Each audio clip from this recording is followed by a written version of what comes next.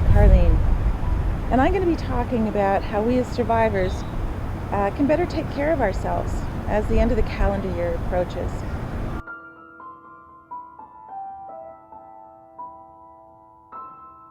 I'm a member of the Toronto Rape Crisis Centre Multicultural Women Against Rape, and in our 38 years of experience working with survivors to support each other and also trying to eradicate violence against women and children, what we've learned is that this time of year, the end of December and early January, can be challenging and difficult for many of us for lots of reasons.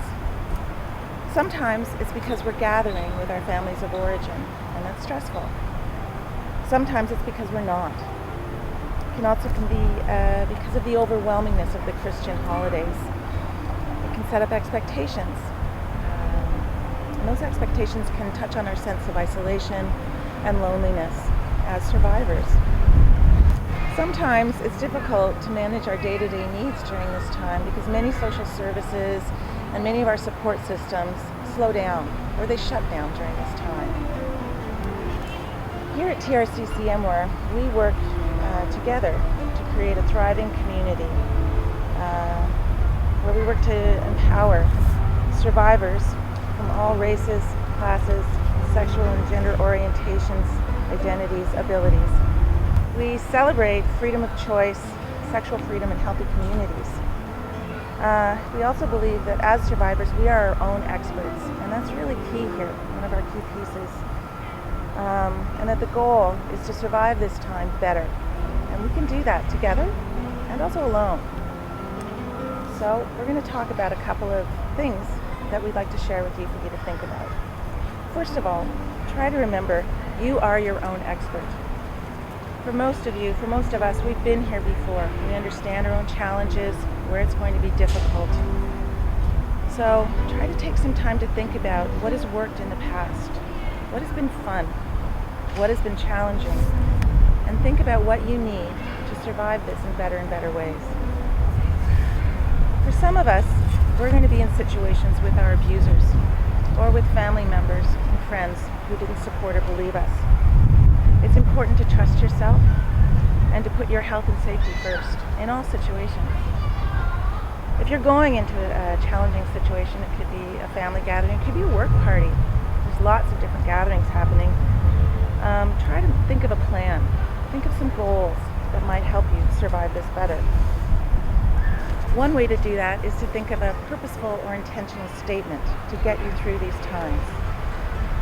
Some survivors have used statements like, I will trust myself and take care of myself. Some survivors have used intentional and purposeful statements like, I trust myself and I will take care of myself in all situations. Some survivors lighten it up a little for themselves and have statements like, smile, it's only 2 hours. Other survivors find it helpful to remind themselves with statements like, I know the truth. Any statement that keeps you centered and clear and grounded in a difficult time is a good one. Secondly, finding joy. It can be really hard during this time, but if you can take a few moments to think and feel about what you actually enjoy doing, what activities make you feel happy.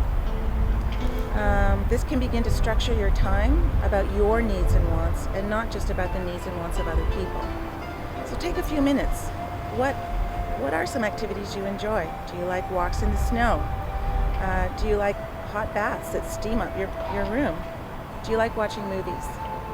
Do you really want to spend some purposeful time with your cat or your dog or your pet? Thinking about what we like, what brings us joy is the first step to actually structuring our time so that we actually do have fun and or bring joy into our lives.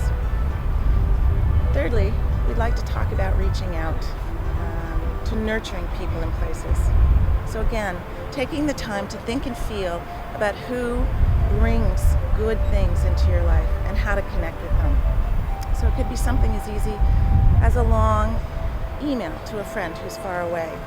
It could be a call to a crisis line, or it could be, hooking up with friends to have a quiet time together. Whatever works for you. Again, focusing on places and people where you can give and get nourishment for your life. So, just to briefly recap some of our suggestions. Number one, think ahead. You know where your challenges lie ahead for you, so try to make some plans, try to set some goals, and remember, you're the expert. You know how to take care of yourself. 2, find joy, reconnect with the places and people and things that will actually bring joy and sustenance into your life. 3, reach out. Reach out to places that are good for you, to people that will actually give you nourishment in your life. So these are just our suggestions, and we really want to focus that you are the expert. So take that time to think about what you need during this difficult time, and take care.